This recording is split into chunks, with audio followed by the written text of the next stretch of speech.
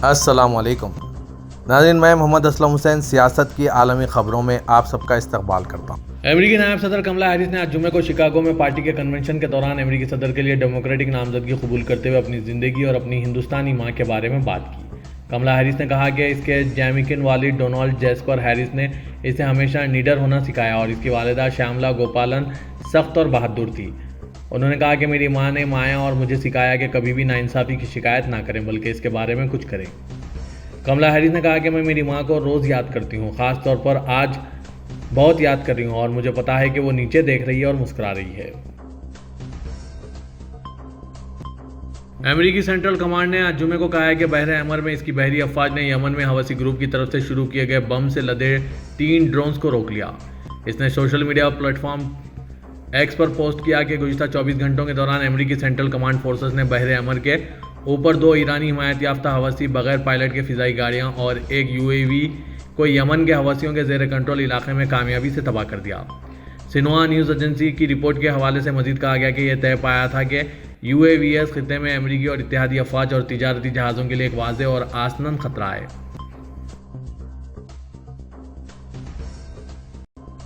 اسرائیل کا ایک وفد غزہ کی پٹی اور مصر کی سرحد پر فلائیڈیلفی راہداری اور رافع سرحدی چوکی کو دوبارہ کھولنے پر بات چیت کے لیے مصر روانہ ہو گیا ہے۔ مقامی میڈیا میں بتایا گیا کہ موساد کے ڈائریکٹر ڈیوڈ بارنیا اور خفیہ ایجنسی شین بیت کے سربراہ رونن بار پر مشتمل وفد قاہرہ پہنچ گیا ہے۔ بیان میں کہا گیا کہ برنیا اور بار کی قیادت میں اسرائیلی وفد مصری اور امریکی حکام سے فلائیڈیلفی راہداری اور رافع سرحدی چوکی کو دوبارہ کھولنے پر بات چیت کرے گا۔ وزیراعظم بنیامین نتن یاہو نے شرط رکھی تھی کہ قیدیوں کے تبادلے کے مذاکرات سے قبل فلائیڈیلفی راہداری پر اسرائیلی فوج کا قبضہ جاری رہے گا، جس کا مصر مخالف ہے۔ اسرائیلی فوج نے 7 مئی کو رافع سرحدی چوکی اور پھر فلائیڈیلفی راہداری پر قبضہ کر لیا۔ فلائیڈیلفی راہداری پر قبضہ اور رافع سرحد کی بندش کی وجہ سے غزہ میں داخل ہونے والی امداد میں شدید کمی واقع ہوئی ہے۔ اس کے علاوہ شدید زخمی اور بیمار افراد جنہیں بیرون ملک علاج کی ضرورت ہے وہ بھی وہاں محصور ہیں۔ اسرائیلی فوج نے غزہ کے جنوبی شہر خان یونس میں ایک گاڑی کو نشانہ بنایا جس میں 4 فلسطینی جاں بحق ہو گئے۔ الناصر اسپتال کے مطابق اسرائیلی فوج نے خان یونس میں ڈرون کے ذریعے ایک گاڑی کو نشانہ بنایا۔ اس حملے میں 4 فلسطینی جاں بحق ہو گئے۔ غزہ کی سول دفاعی ایجنسی کے ترجمان محمود بسل نے بتایا کہ اسرائیل نے غزہ کے مختلف علاقوں میں حملے کیے ہیں جن میں اب تک 27 افراد ہلاک ہو چکے ہیں۔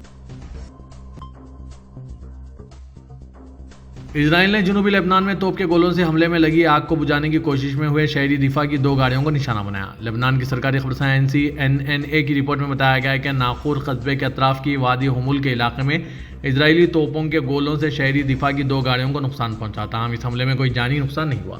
بتایا گیا کہ حملے کا نشانہ بننے والے شہری دفاعی ٹیمیں اسرائیلی بمباری کی وجہ سے خطے میں لگی آگ کو بجھانے کی کوشش کر رہی ہے۔ دوسری جانب لبنانی وزارت صحت نے اسرائیلی حملوں کے نتیجے میں ہوئی ہلاکتوں کے حوالے سے ایک بیان جاری کیا۔ بیان میں کہا گیا کہ 8 اکتوبر 2023 سے 20 اگست 2024 کے درمیانی عرصے میں لبنانی سرزمین پر اسرائیل کے حملوں میں 564 افراد ہلاک، 1848 افراد زخمی ہوئے۔ بتایا گیا کہ مرنے والوں میں 93% لبنانی شہری تھے۔ بتایا گیا کہ اسرائیلی حملوں کی وجہ سے لبنان میں 1,10,000 افراد بے گھر ہوئے ہیں۔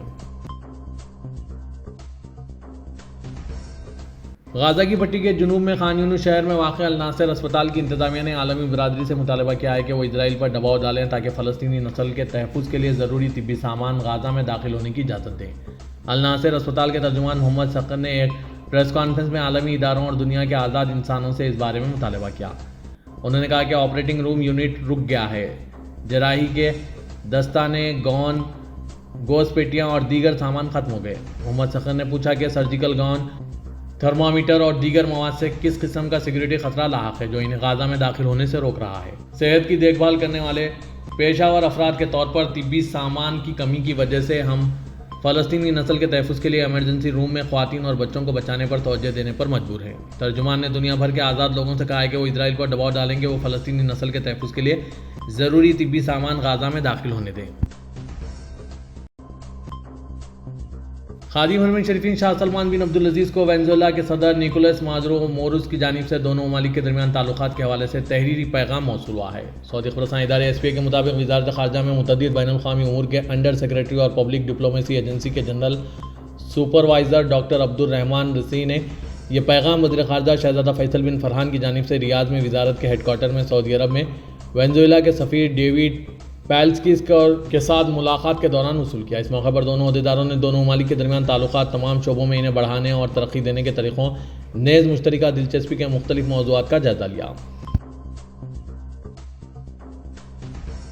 سعودی عرب کے شہر ریاض کے کنگ خالد انٹرنیشنل ایئرپورٹ نے جولائی کے آخر اور اگست 2024 کے آغاز میں مسافروں کی آمد و رفت کا اب تک کا سب سے بڑا ریکارڈ توڑ دیا۔ ریاض کے کنگ خالد انٹرنیشنل ایئرپورٹ کو آپریٹ کرنے والی کمپنی مطارات ریاض نے اپنے social media platform X پر بتایا کہ 1 اگست 2024 کو ایئرپورٹ نے ایک دن میں ایک نیا ریکارڈ قائم کیا ہے۔ اس دن ایئرپورٹ پر 1,30,000 مسافروں کی آمد و رفت ہوئی، جبکہ اس سے قبل 25 جولائی کو یہ تعداد 1,25,000 مسافر تھی۔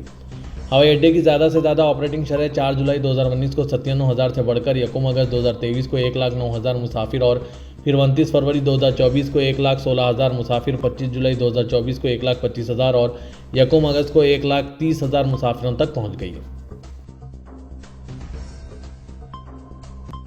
سعودی وزارت حج و عمرے نے کہا ہے کہ عمرے کے لیے اجازت نامہ حاصل کرنا ضروری ہے، اس کے ساتھ وقت کی پابندی بھی کرنی چاہیے۔ عاجل ویب سائٹ کے مطابق وزارت حج و عمرے نے اپنے social media platform X پر کہا ہے کہ عمرہ اجازت نامہ نسک یا توکلنا کے ذریعے حاصل کیا جا سکتا ہے، جس میں دن، تاریخ اور وقت بھی موجود ہوتا ہے۔ عمرہ پرمٹ حاصل کرنے کے بعد ایک SMS بھی اجازت نامہ حاصل کرنے والے کو موصول ہوتا ہے۔ وزارت حج و عمرے نے کہا کہ پرمٹ حاصل کرنے کے بعد اس کے مطابق وقت کی پابندی ضروری ہے تاکہ دوسروں کے لیے پریشانی نہ ہو، اور عمرے کے لیے گھر سے نکلنے سے قبل یہ ضرور چیک کر لیں کہ آپ کے پرمٹ کا وقت، دن اور تاریخ درست ہے یا نہیں۔ وزارت نے بتایا کہ اگر پرمٹ حاصل کرنے والا وقت پر حاضری نہ دے سکتا تو اسے چاہیے کہ وہ اجازت نامہ قبل از وقت منسوخ کر دیں تاکہ دوسرا پرمٹ حاصل کرنے میں آسانی ہو۔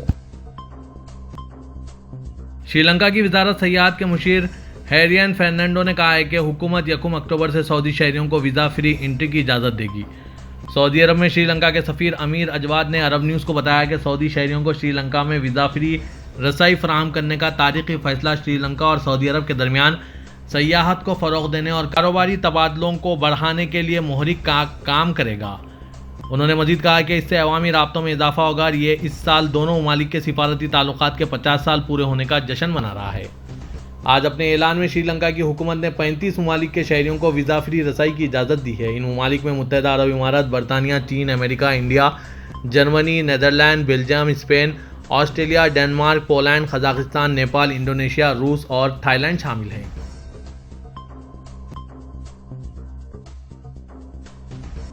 شمالی عراق کے علاقوں آسوس، غارہ اور متنیہ میں PKK کے 16 دہشت گردوں کا صفایا کیا گیا۔ ترک امور دفاع کے مطابق ہماری بہادر فوج نے شمالی عراق کے علاقوں حاخروق، اسوس، غارہ اور متینہ میں PKK کے 16 دہشت گردوں کا صفایا کیا۔ ترک فوج دہشت گردی کے خلاف اپنے آپریشن جاری رکھے ہوئے ہیں۔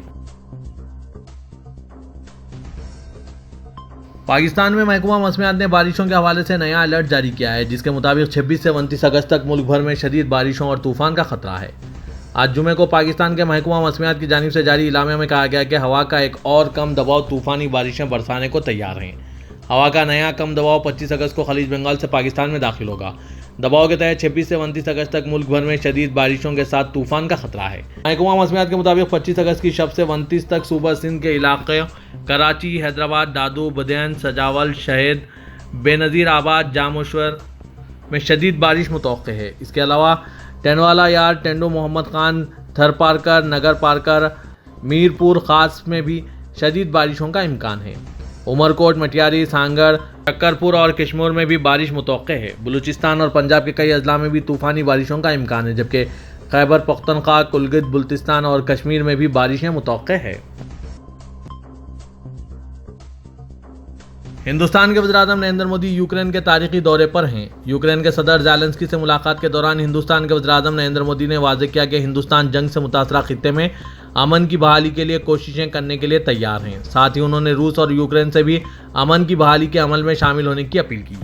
واضح ہے کہ روس اور یوکرین کے درمیان کئی مہینوں سے تصادم جاری ہے، جس میں بڑے پیمانے پر جان و مال کا نقصان ہو چکا ہے۔ نیز پوری دنیا 2 گروہوں میں تقسیم ہو چکی ہے۔ ایسے میں ہندوستان نے یہ کہہ کر اپنا جمہوری اور امن پسند کردار واضح کر دیا ہے کہ وہ خطے میں امن لانے کے لیے کوششیں کرے گا۔ روس اور یوکرین کے درمیان جاری جنگ کے خاتمے کے لیے تمام تر کوششیں کی جا چکی ہے، لیکن دونوں ممالک کے درمیان مہینوں سے جاری جنگ ختم نہیں ہو سکی۔ ایک طرف روس ہے تو دوسری طرف یوکرین ہے، جس کو یورپ اور امریکہ کی حمایت حاصل ہے۔ اب ہندوستان کے وزیر اعظم نریندر مودی نے یہ کہہ کر پوری دنیا کی توجہ ہندوستان کی طرف مبذول کرائی ہے کہ وہ جنگ سے متاثرہ خطے میں امن کے قیام کے لیے کوششیں کریں گے۔